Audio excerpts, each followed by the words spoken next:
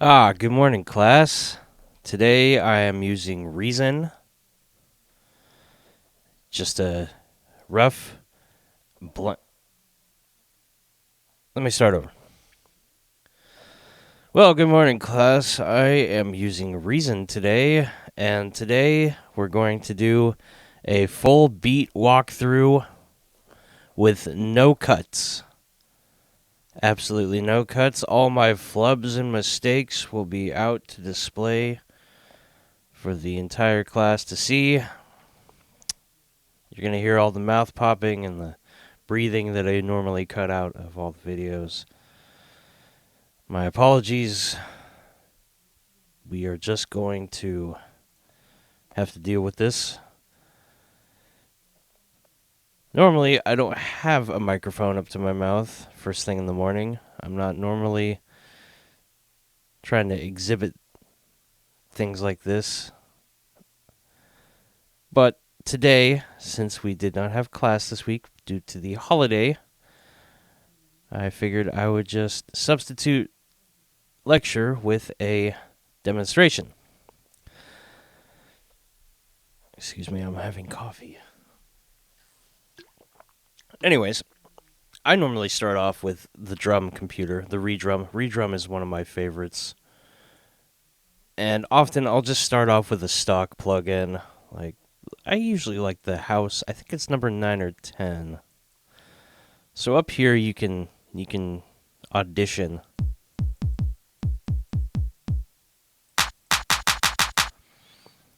That is not very loud, is it?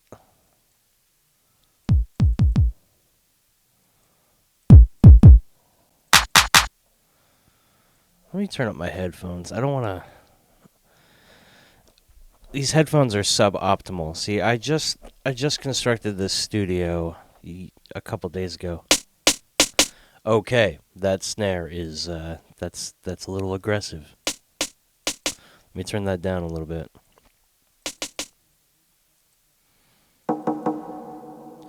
I don't think we're gonna need that.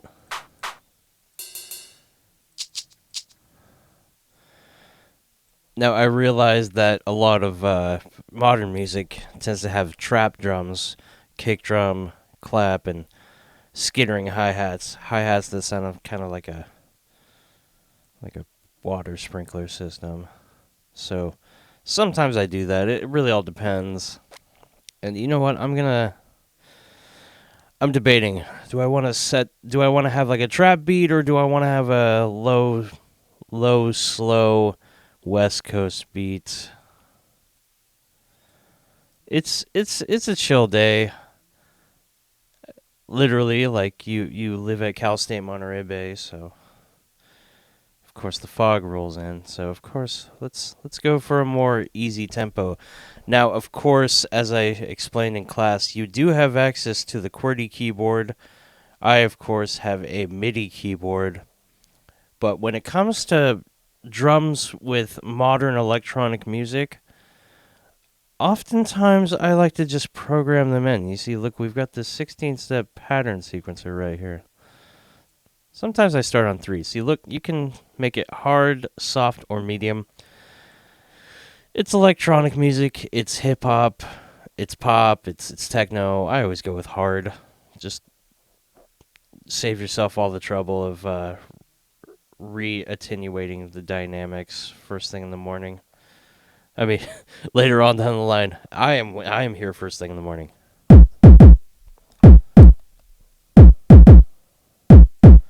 Let me turn that down. That's aggressive. That is, wow. That is, whoa.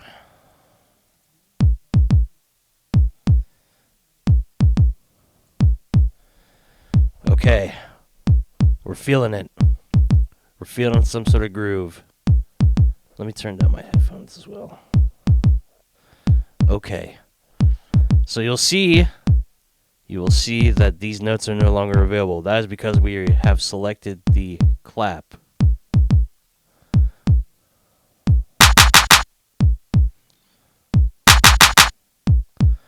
Again, that's a little aggressive. I don't know why I turned that up all the way.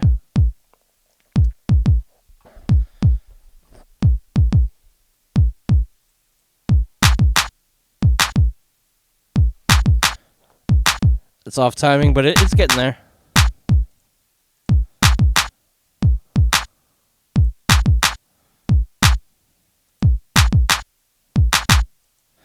From a timing perspective, the snare usually lands on 2 and 4, or 1 and 3, depending on how you time it.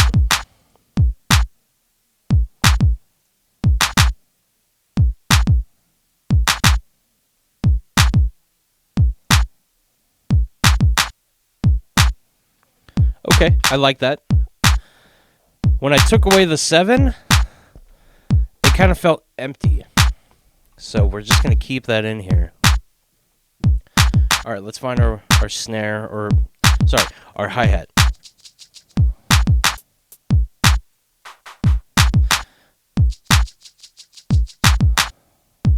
Like I said, I'm doing this raw, unfiltered. You are getting the real experience as if you were here in the room with me. Although I have a strict no beverages at the table. I have a secondary table for my coffee. This hi-hat is not popping through. Okay. We'll get to that later. Okay, that's good enough for me. I like that. So what we're going to do is find somewhere on this drum machine, and we're going to right-click, copy pattern to track. Now, as you can see, we've got our MIDI file. We've got all 3. I like to split them all up. So we're going to go to the F8 window. We have many options, but I always like to go to extract note to lanes and go to explode. Now that we have exploded our MIDI, all of our individual drum components have been separated. So we're going to right click. We're going to call them what they are. This is the kick. This is the clap and or snare. And this, of course, is the hi-hat.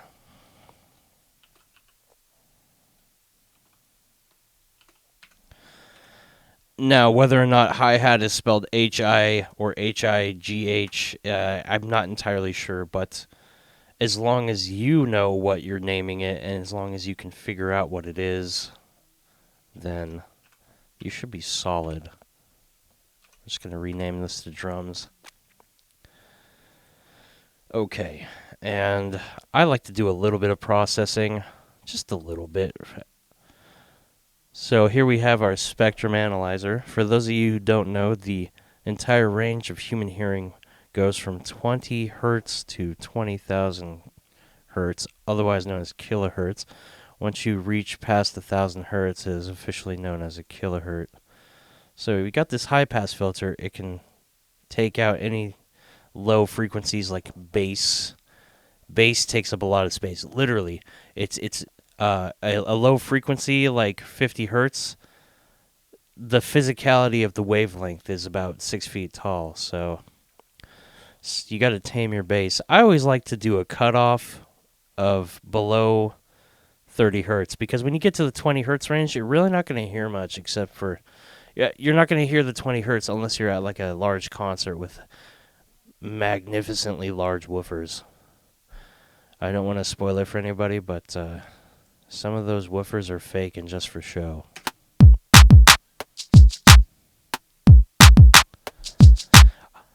I'm not sure if you're going to hear much of a difference when I take out the 30 hertz roll off, but just listen. Just listen.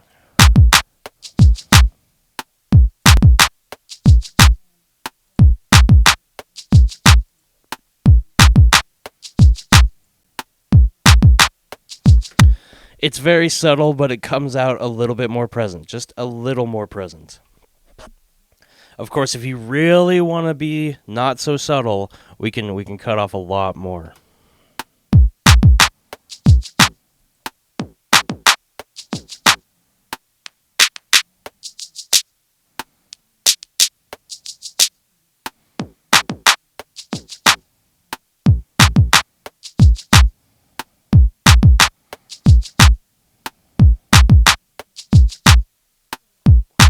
There we go. Okay. We're just going to do 30 for now. So, well, we've got our EQ. We can affect all these different bands and whatnot, but right now, I just want to cut off the bass, the extra low bass. I might want to cut off some high frequencies. Sometimes when it comes to sub bass, I like to cut off anything above 1 kilohertz. It all depends on the bass, though, so we'll see if this makes a difference.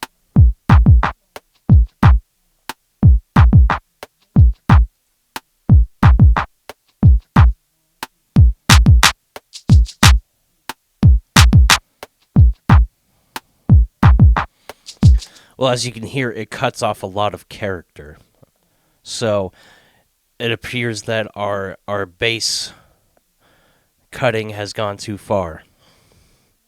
Of course, when I do that, it's usually an 808 bass, so it's incredibly subby. This is more punchy, though. And also, the fact that this EQ affects the rest of the drums, so this low-pass filter is affecting the kick and the hi-hat. Or, sorry, the clap and the hi-hat. So, we're just going to leave it at 30 hertz for now. So, we've got our kick drum. I usually like to color the kick drum probably like I don't know, like, let's have it be yellow. And let's have this be blue. I like to have fun with my coloring. And as you can see, my naming conventions. Huh. Uh-oh. Let me rename this, actually. Let me put my name. I'm forgetting my own rules. Okay, hold on a second. Apologies. No cuts. You get no cuts. Okay, so there we go. As we can see, today's date _ your last name _ project iteration _ and name of project. We are doing this with no cuts. All my imperfections are on display for the world to see. All right, here we go. What else should we add? We are strictly doing stock plugins. Rhythmic. I don't think that's available for your version. Last time I checked, the Music Lab only has version 11. There are some things that are not available to you because I have version 12. So, if memory suits me, we're just going to use strictly version 11 plugins. Let's go with the classic. So, we've got our Thor Polyphonic. This thing came out in version 4. Now, this thing truly excites me. Don't worry, I know there's a lot of everything here, so you can just turn off the programmer if you get a little too confused. So let's just pick something. How about Distorto? That's not very bassy now, is it? Let me turn down the octaves on my MIDI keyboard. Let me keep turning them down. Turn them down. Okay, that's a little too low. Let me move them.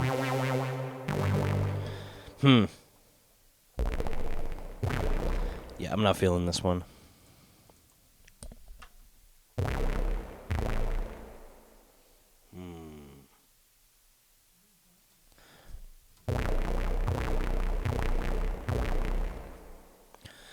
No, I don't know.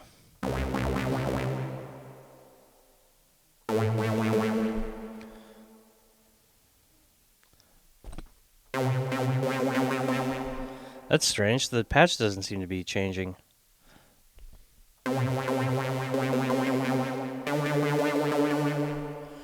is getting affected? What's going on here? Am I even getting levels here? Huh. There appears to be something else controlling my device. Am I still on Soundtrap? Ah, I'm still on Soundtrap. Okay, there we go. My mistake. Let me select the device. Uh-oh. What am I doing wrong here? Okay, let me go to my preferences. MIDI. Oh. Huh. Strange. Okay. It appears I never properly set up my MIDI controller.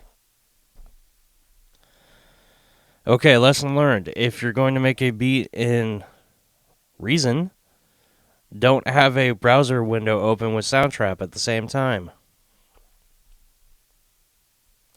Fantastic. Okay. Make that lower.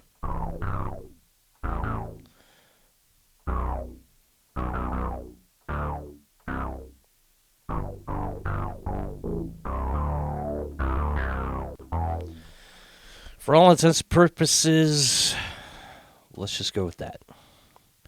Okay. We've got a big bass. It's not exactly a sub bass, but it will do the trick. And since we have the kick drum cut off at 30 hertz, I'm just going to shave off a little more than 30 hertz.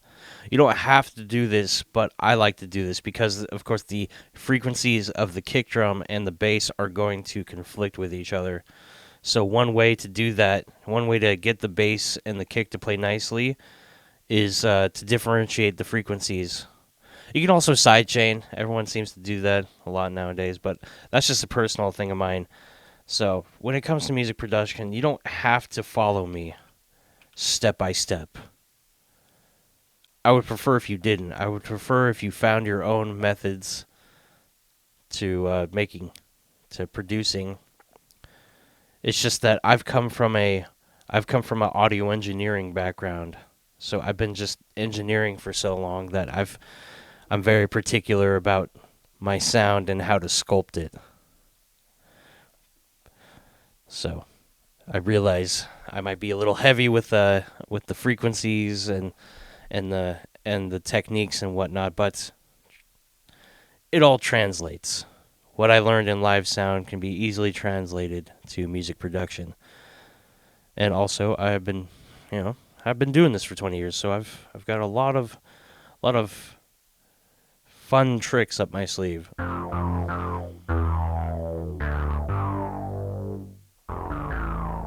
It's a little too low. Let's just go with this.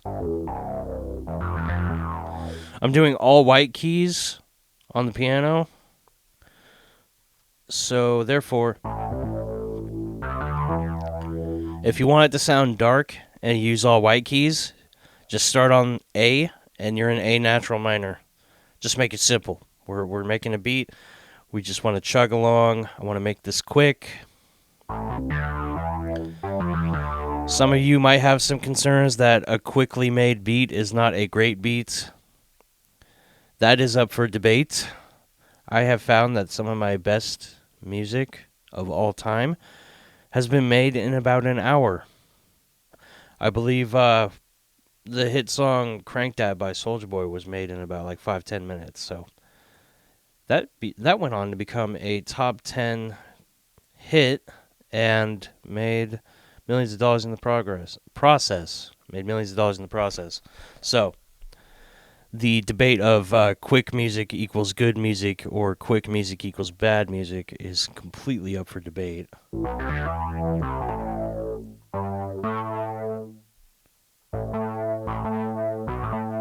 Just playing octaves. So, A, root octave, root octave. So I'm just getting a feel for it.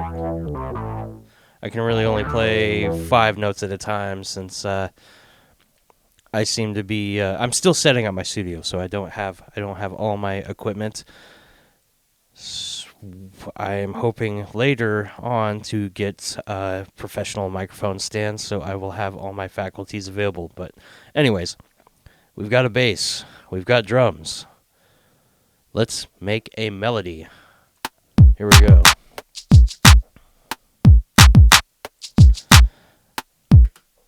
Oh my lucky stars, we appear to be distorting. Let's turn down our drums.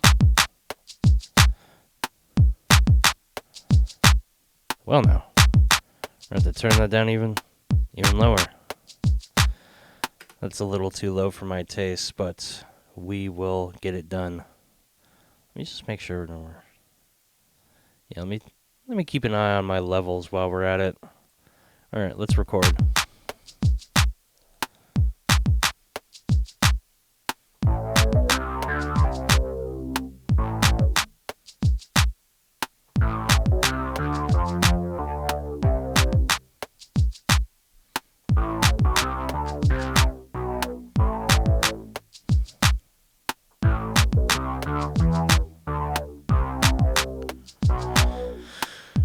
Just noodling around, just to see what speaks to me.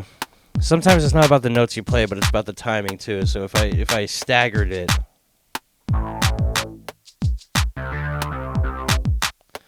that was a little... Okay, let's try this again.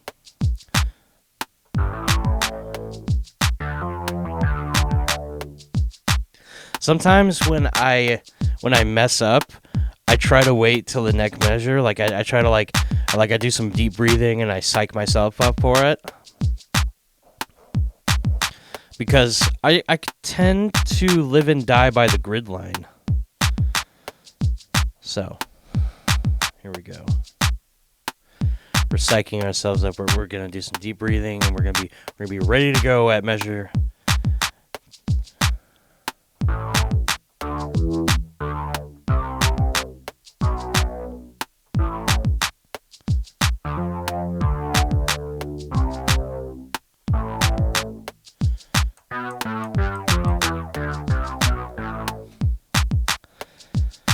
Well, okay. That's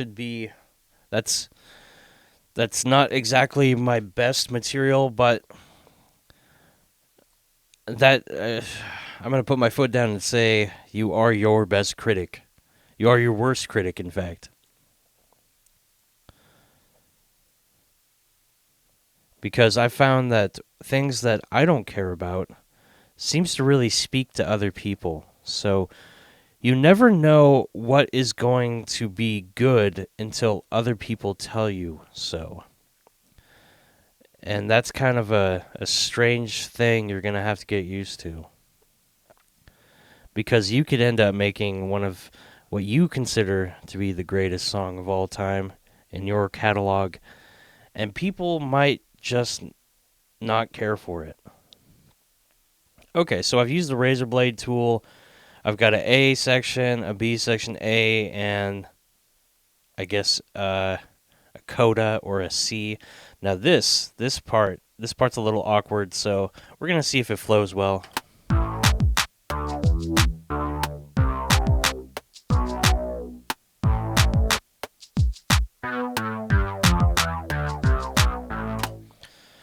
Well, what do you know? That actually sounds good. Okay. We have two notes. Let's see if deleting one disrupts anything. No, it does not. That sounds great. Okay. Well, we've got a melody, so we're going to shift drag. We're going to right click and join the clip. And I'm going to just name it bass. Bass. And I will color it turquoise. Okay. We've got drums and bass. I don't really delete everything. I tend to keep other stuff around. We might need a B section. We'll see where this takes us. Uh-oh. All right. If you want to copy and paste, make sure to properly make sure that you have selected the new and revised piece you want to copy and paste. So let's see. I'm not sure if we need that metronome anymore. We can turn that metronome off.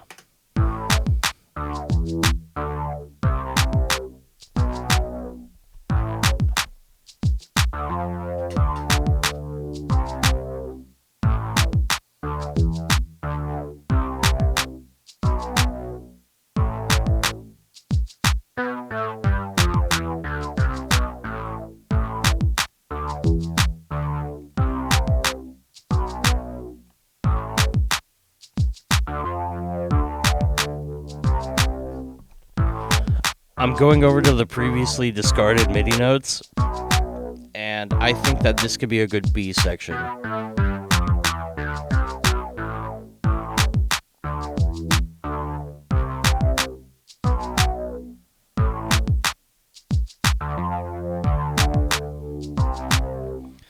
Let's just let it flow in. Let's not make this awkward.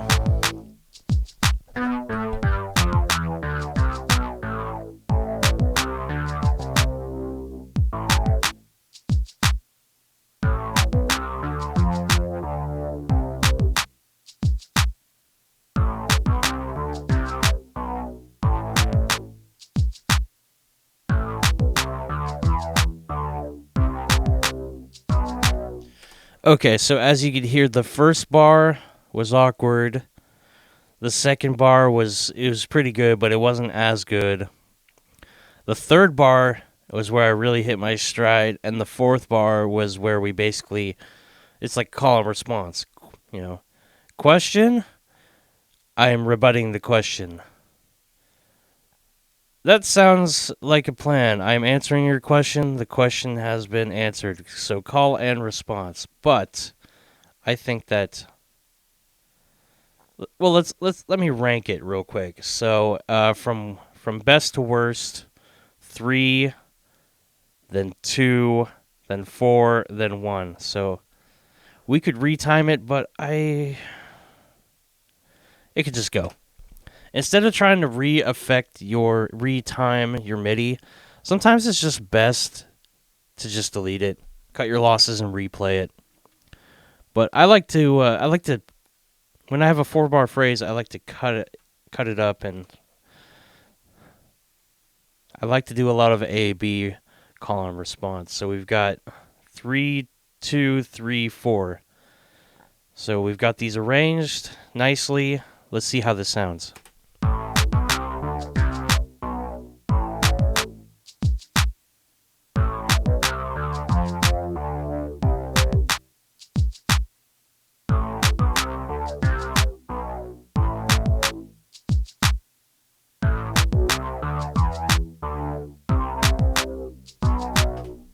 Fantastic. That sounds really good, actually. So we're going to call this bass. Sometimes I like to name the basses. So _2. We're going to keep this tan color scheme going on. I'm going to click on this. Since we have 2 basses, this is officially bass 1 now. Still not sure if we want that. We're just going to, I don't want that to keep reminding me of something I've left behind. So we have 2 basses. We have 2 bass melodies. We got a contrasting A and B section. I don't want to make this too complicated. Let's just keep this simple. But it's just something nice to kind of for your ears, and you get to anticipate things. You don't want to have the same thing over and over.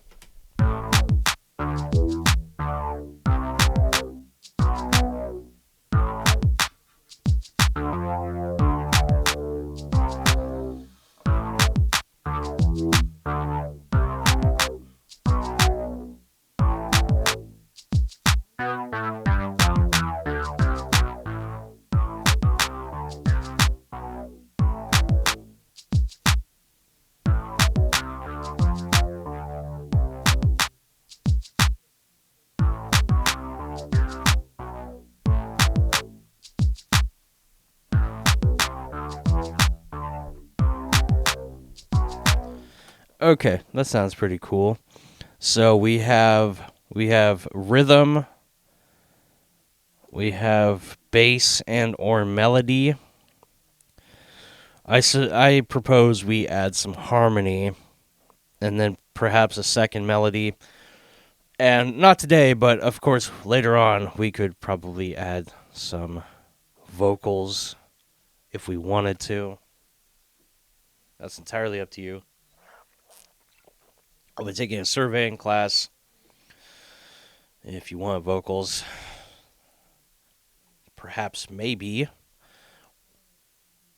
if any of you are game to volunteer, we can totally do that as well. Well, no. We've already used the Thor. I'm not saying that you have to use different synthesizers. It might be fun to try to pal around and find some new things. Sometimes I've done entire beats where I just use the same thing. Yes, even drums. The Thor is incredibly versatile. All right, so we got Europa. This is a pretty fun one. I think this came out around version 10. So let me go up to the folder and we're gonna go to our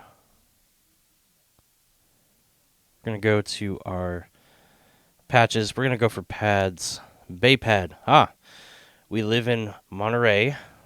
It only makes sense to use a bay pad. All right. I'm gonna play a one chord.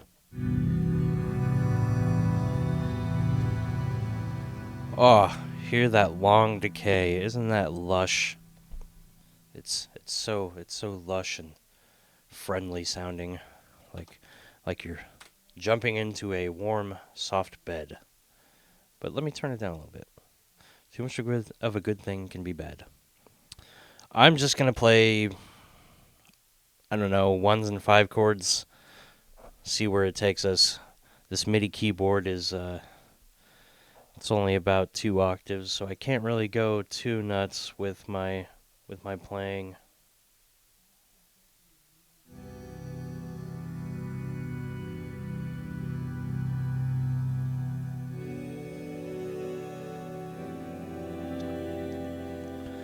Okay, that seems pretty good. That's a nice progression. 1 5 6, 1 5 6, and then I guess we could end with a 1, maybe.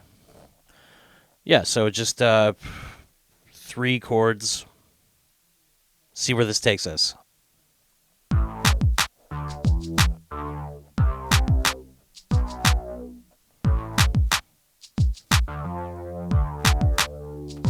I'm gonna rename this chord pad, or just chords. It's a pad. You can just fully assume that when you have a pad, it's mainly used for chords or textures. All right, here we go. Let me psych myself up. Let me get ready for the playing.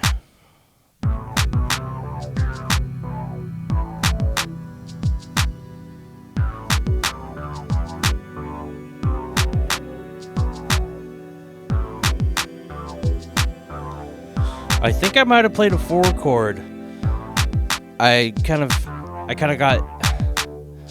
jumped the gun and anticipated, so I accidentally.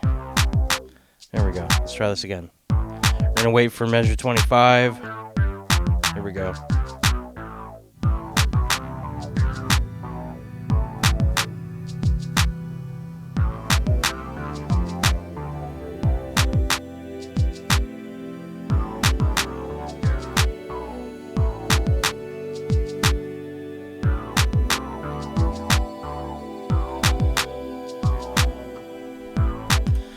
Okay, well, let's take a look at what we did.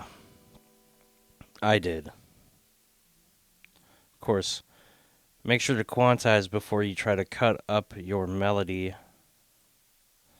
Sometimes, if your melody is past the grid line, when you try to line it up, sometimes the MIDI notes will disappear. Let me demonstrate what that looks like.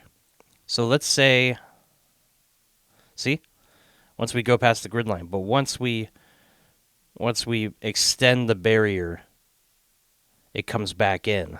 So let me just keep the notes the way they are. Sometimes I like to line them up exactly with the grid, but I'm really kind of feeling this natural timing here.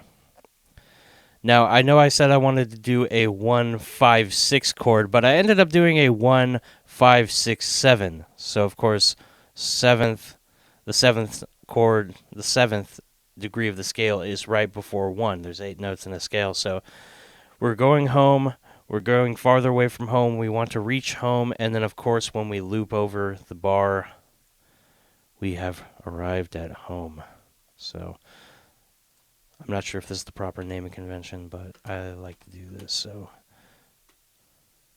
1-5-6 seems a little odd. Seems a little diatonic, but it's okay. There are no rules in music. You have to learn the rules of theory before you can break them. Okay, so we've got a basic chord progression, and make sure to save. Save early, saved often. Command or Control S. Here we go. So we've got drums, bass, harmony.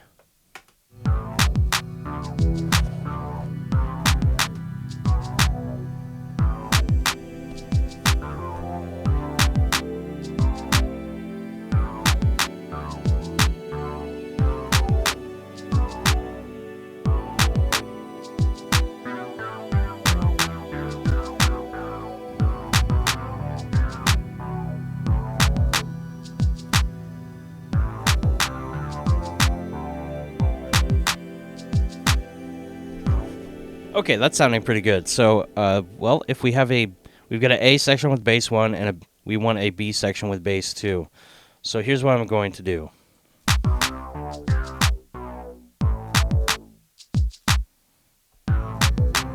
I'm just going to record a 1 chord. Don't worry about the timing. What we're going to do is we have the 1 chord. Now we're going to make sure that it conforms exactly to the grid. So we can move this over here. We've got our 1 chord. Oh, see? See what happened? All right. Huh. Strange. Huh. That is a little odd. I'm not sure why it's not. Let me unsnap the grid. Make sure these are working properly. If nothing is lining up to the grid exactly, you are free to unsnap the grid, reposition what you need, and then re-snap it. So see, we've gone too far if it goes blue, because that means it's out of bounds. So here we go. We have re-snapped to the grid. Okay. We've got a perfect 1 chord. At least I think we do. There's a little bit of a timing discrepancy.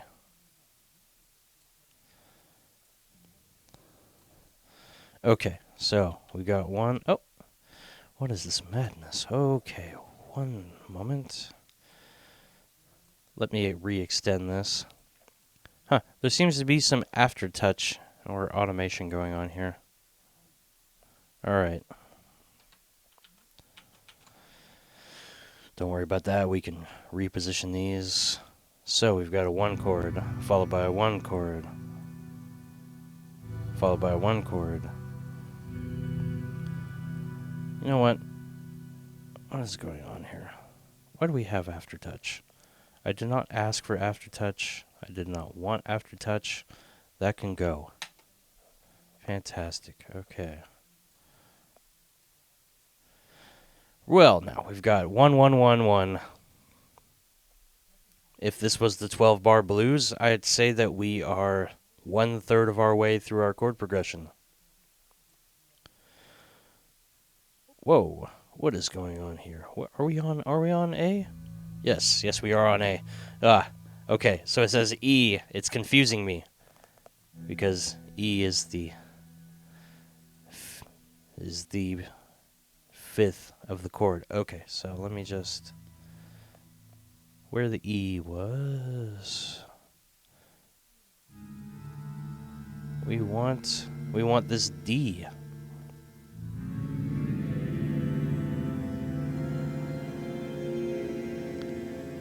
So we have a 1 chord, a 4 chord, and now we will make a 5 chord, or perhaps let's do what I originally proposed, which was a 1, 4, 6, 5. So let's see.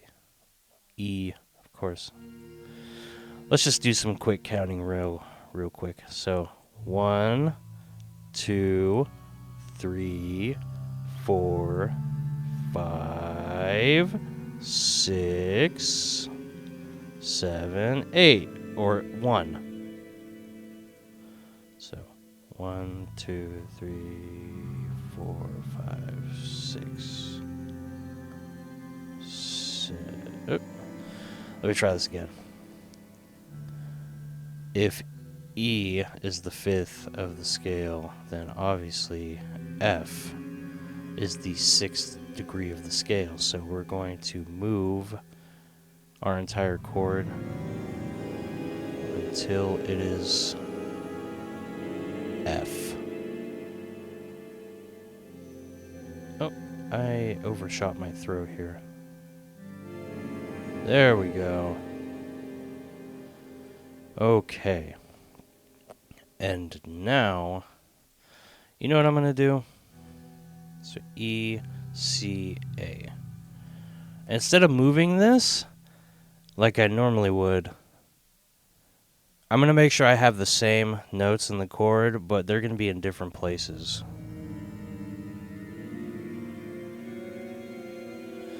So when you play a chord and the notes are in other places, like if it's higher or lower, that is what's known as a inversion. So I'm inverting this chord. I'm going to play... It's going to sound really unorthodox.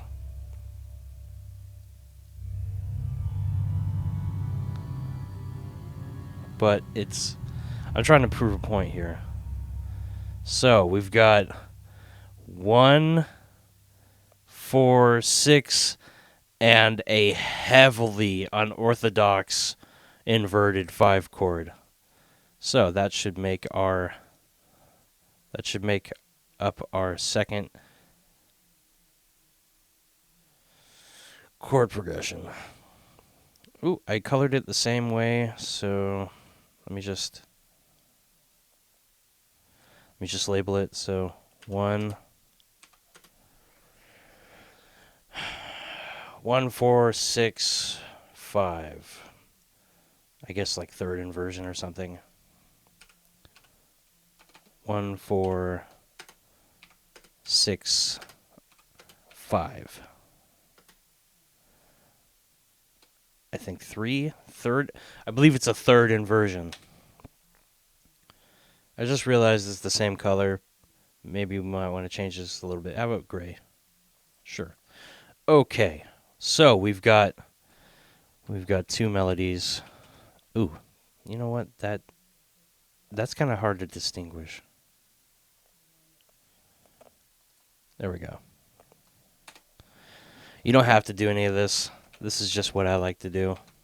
Okay, so we've got rhythm, we've got bass, we've got chords. Now let us find a melody, and for now we will be done with the song. This is just version 1. We can come back to this, and we'll continue to come back to this throughout the semester until the song is done. Let me see. We haven't used the Maelstrom yet, so let's just try this out.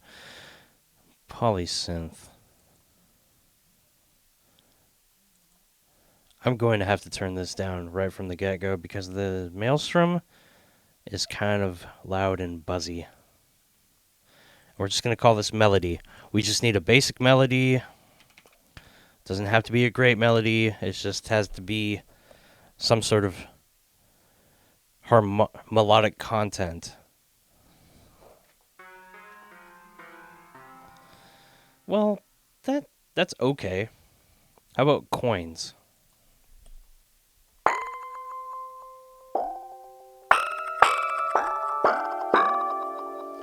That's slightly annoying. No, I'm not feeling that. I'm not feeling that whatsoever.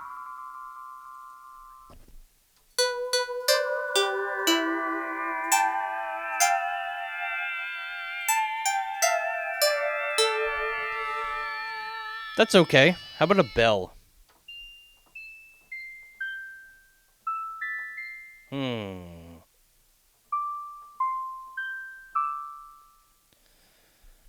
That's very soft on the ears. It's not too aggressive.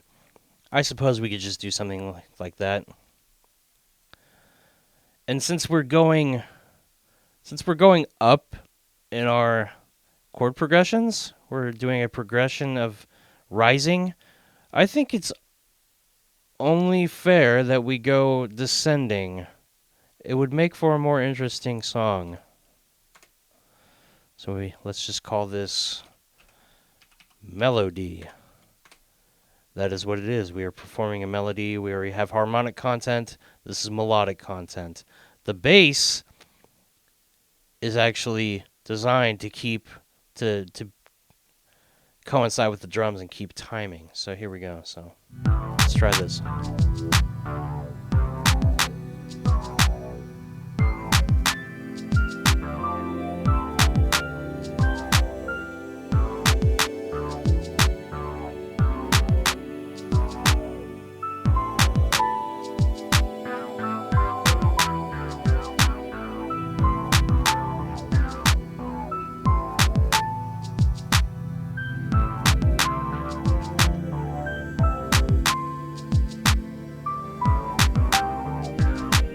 Okay, we came up with some interesting ideas. Oop, looks like I accidentally muted it. Okay, let me just quantize this. I think we've already got our A and our B section right here. So let me just do some cutting. And you can see all my years of working in a DAW, I have seemingly trained myself to play exclusively to the grid line, or a melody, or metronome, or a metronome. A lot of these were not that great, but some of them were pretty good. Let me differentiate.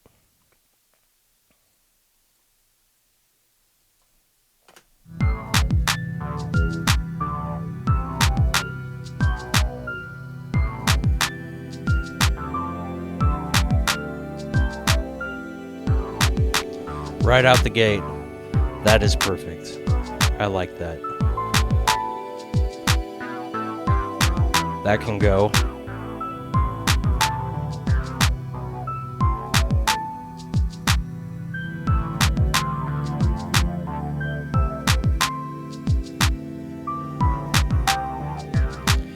We're going to do what I did similar in a past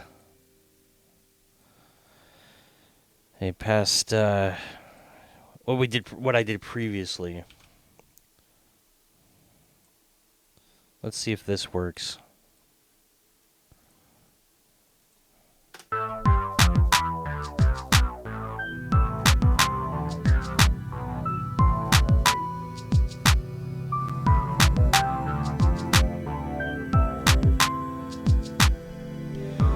Okay, well, sometimes what I think is going to work doesn't actually work. Let's try this.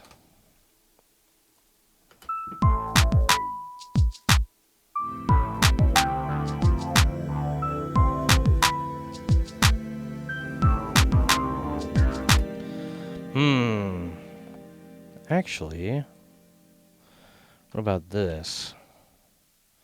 Don't worry if it takes you a long time to come up with melodies.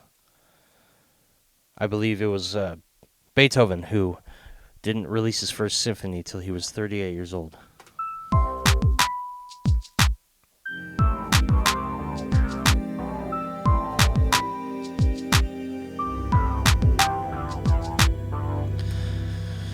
Okay, this clearly needs to be the end. So let's try this again.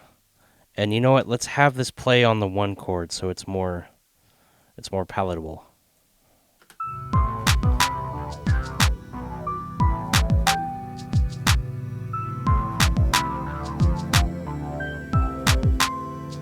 Fantastic. There we go. Now, do I want to have these repeat over, or do I want to have them go back and forth? So these A and B sections are 8 bars in length, but I'm really feeling like alternating this for the entire song.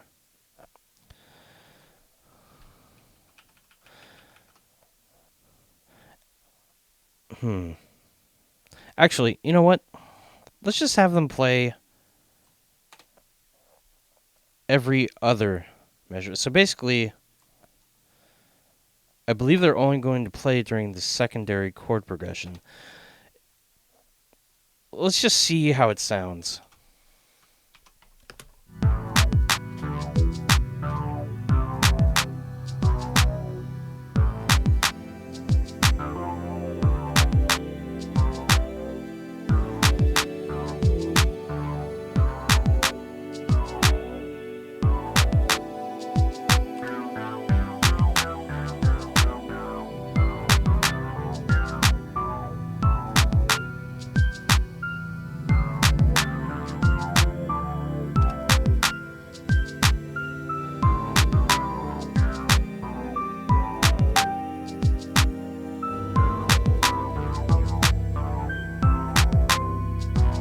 Let's give it another listen, just one more bar, and if we're feeling it, then it can stay that way.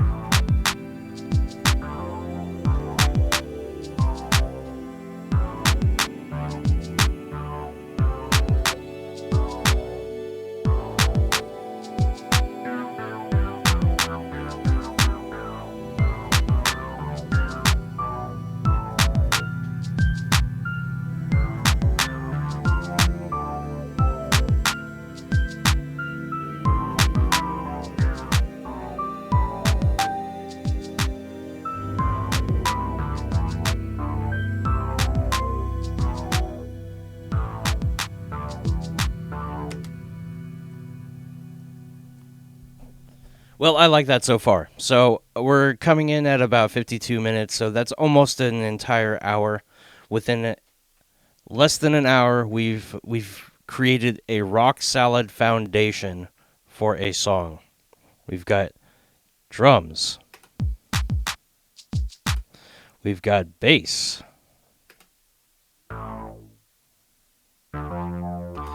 We have chords and or harmonic content. Fantastic. And melodic content and or a melody.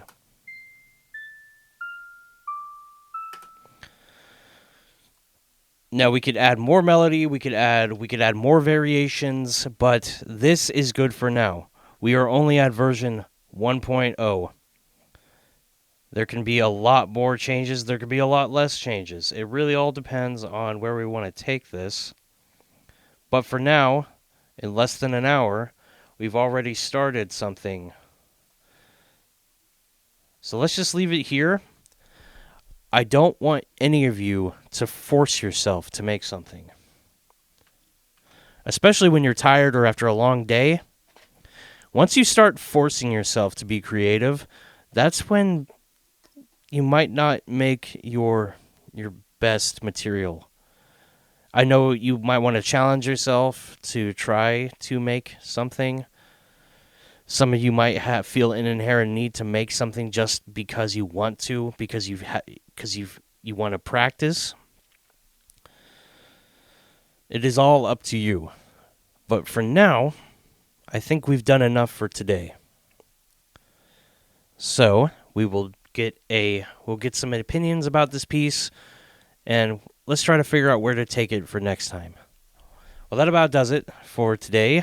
This will count as your lecture and or participation lecture and participation. I'm going to try to get a slideshow up for more lecture materials this week.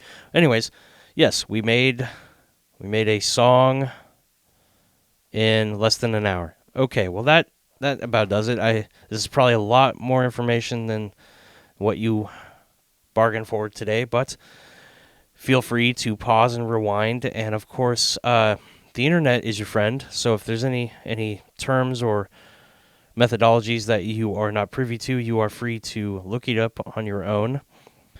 And if there are some things, some gaps in information or questions, you of course can speak to me during lecture hours or during lecture time. Well, that about does it. I'm going to stop the video. Go forth and make music.